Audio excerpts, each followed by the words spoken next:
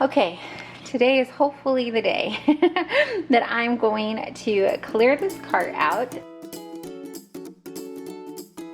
This top one has the most, like, just the most, right? There was some sort of organization at one time, but it's just kind of, yeah, there's no organization. This is just where when I find pens and pencils on the floor, I've been dumping them in here. And then we have some more markers and stuff up on top. I have some expo markers, some like reward sticker charts, rope. I mean, yeah. So this is madness up here. And then as you go down, I probably took out, I did take out most of the books here because the cart was already leaning, because I just had a lot of books in here that didn't need to be in here right at this moment. So I'm gonna go through this. I don't know how much I'm gonna get done today. That's why I said hopefully today's the day. But by the power of editing, it'll all happen in like 10 to 15 minutes for you guys. So let's turn this into my teacher cart and see if we can't make sense of it.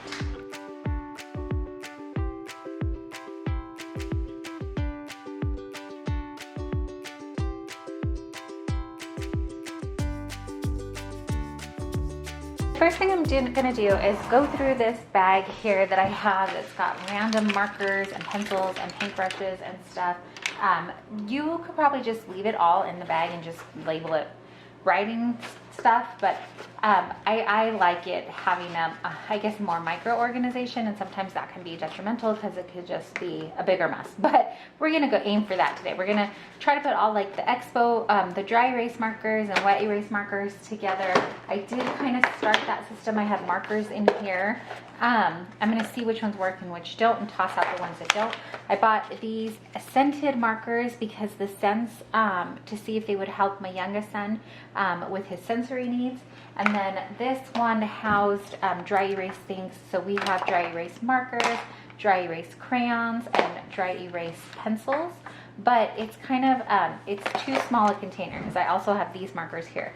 So I'm gonna just sort it out and then put them in better size containers.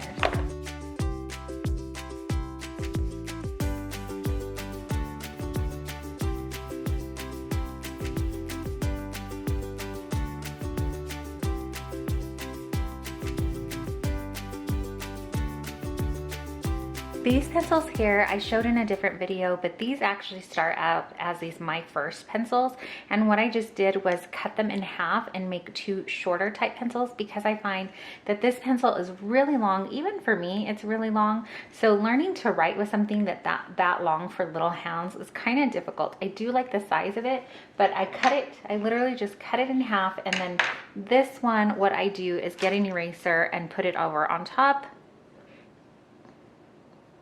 Or I just give them like a regular eraser to have next to it to use for it. And then he's got these shorter pencils, and that's really a lot easier for my little man, for his hands to grasp and grab.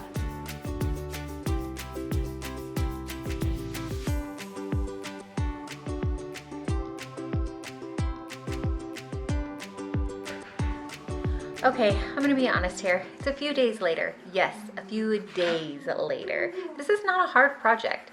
I don't know why I keep putting it off. I just do. So I found that when I have these projects that I don't want to do, the best thing to do is just do it.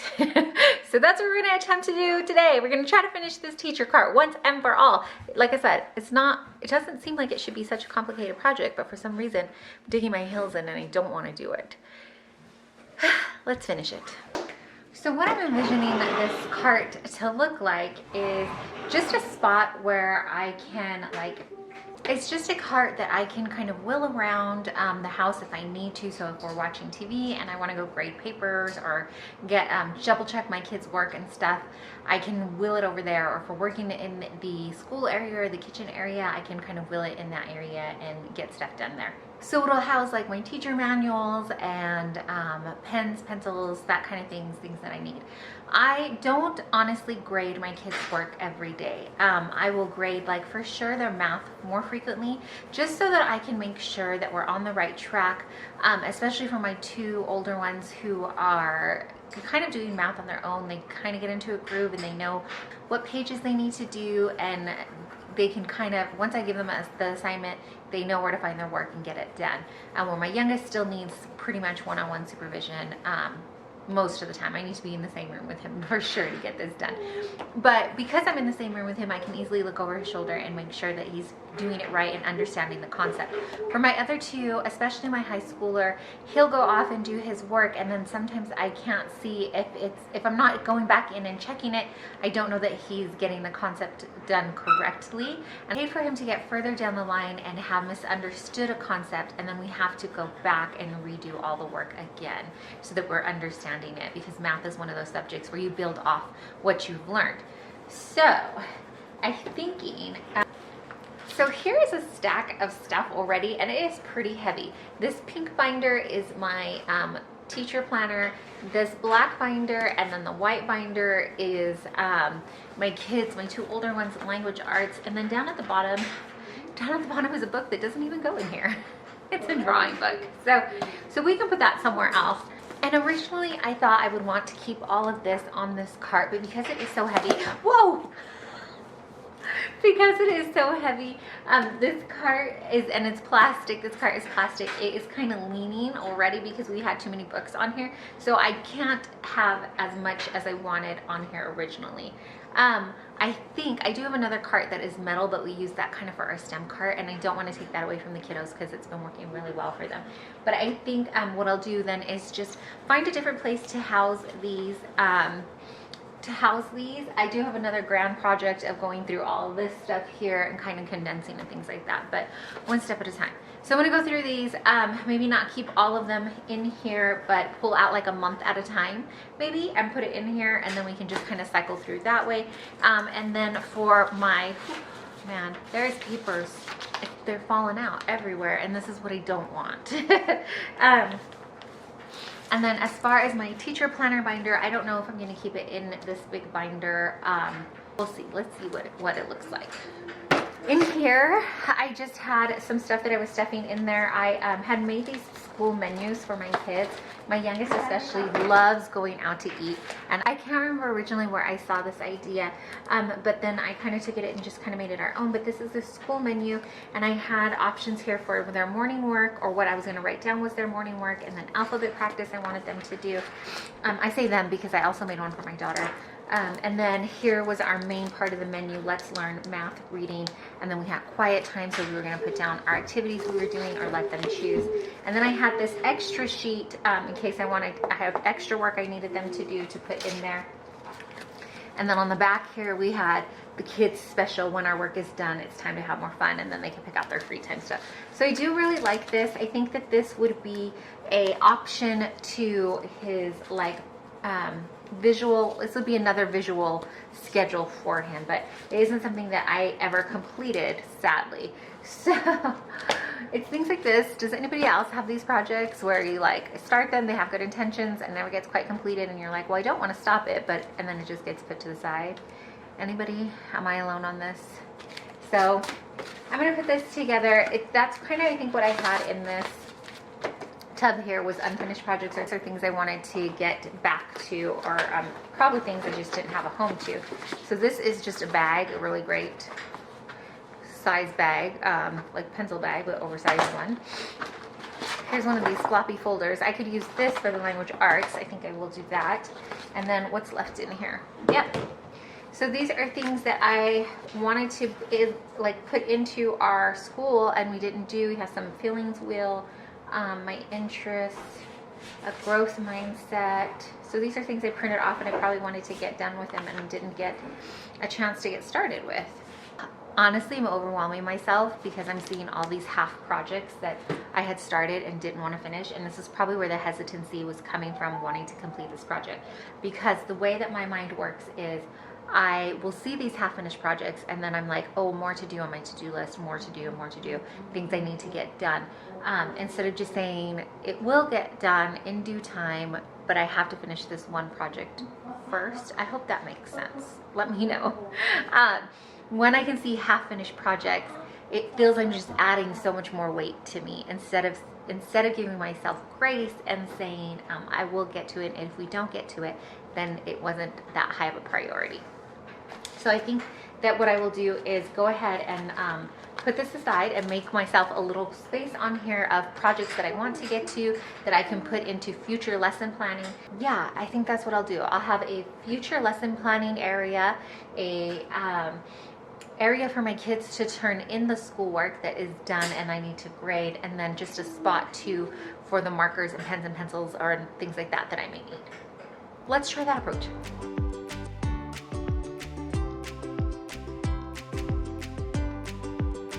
Okay, my cart is all done. Really, when you see this, it's so simple. I don't know why I kept putting it off, but it's done.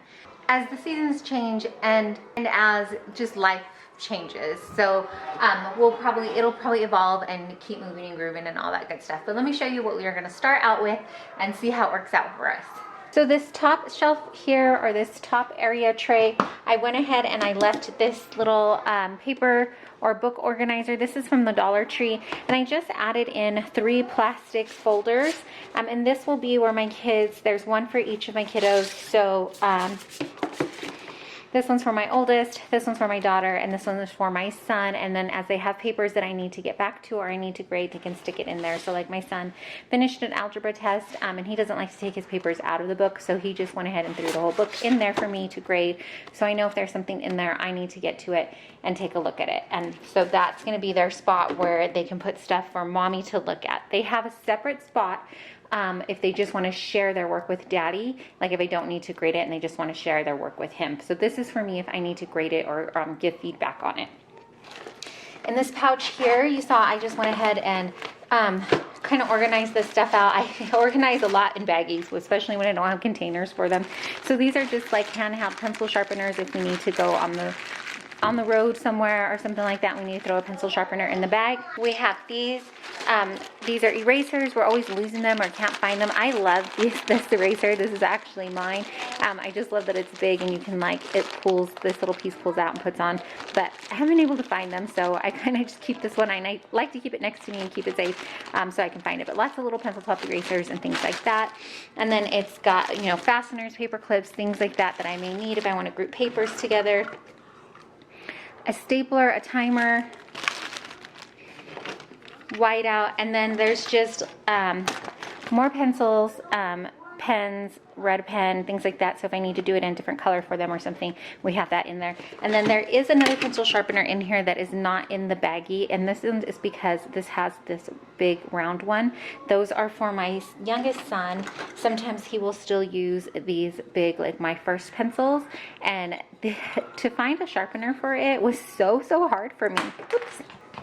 I found the pencils easily enough, but I could not find a pencil sharpener that would fit. So I keep this one extra safe and it stays with us. And so that's why I don't have it in this bag, because I don't want the kiddos to grab it. So all that's in there. Pouch is dry erase markers and colored pencils, and then I also have dry erase crayons, but this is a new pack that we haven't used yet. So I definitely want to keep the markers away from especially my littler's hands. I like to watch them when they're using them, because sometimes they can get carried away and get off the board. So I keep the markers separately, and then I just have the colored pencils in here too. But they do have a bin. So I have this container that used to also sit in here, but I put it in a different spot next to, in a different spot for them. And this one just has the dry erase crayons in it, and then it's got a piece of fabric so they can use to wipe it. And then these are the sharpeners for the crayons.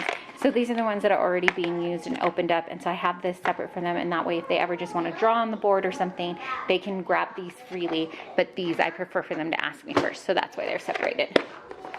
And then in the second shelf here,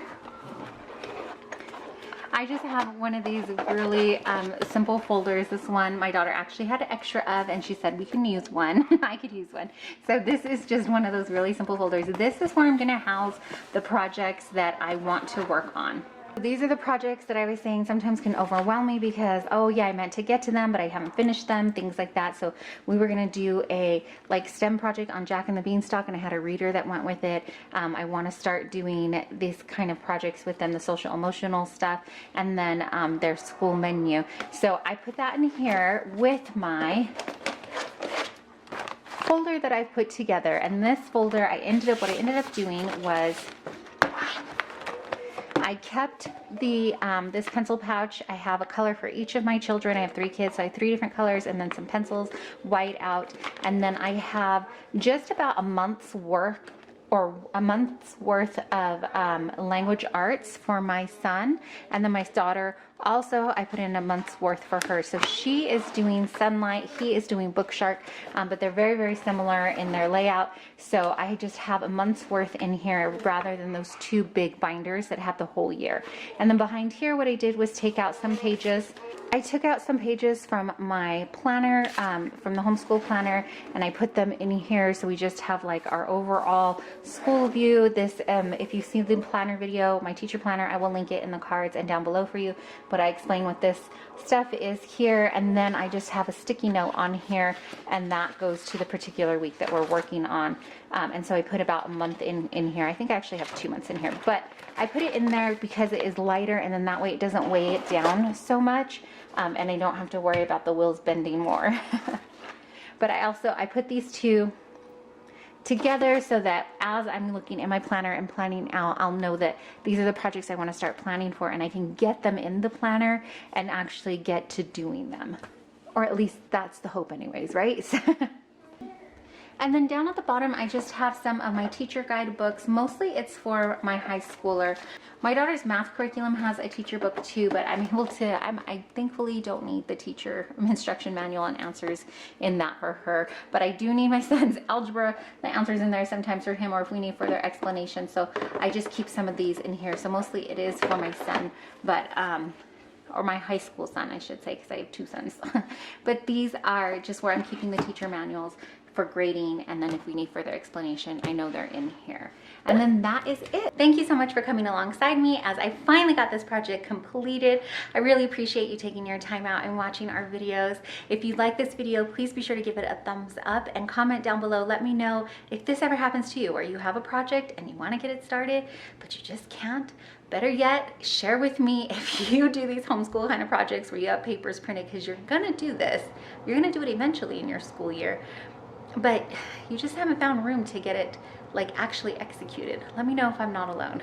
Thanks again for watching. I really, really appreciate it. Ooh, and make sure you're subscribed and you hit that bell notification so when I tackle this mess, you can finally see it too.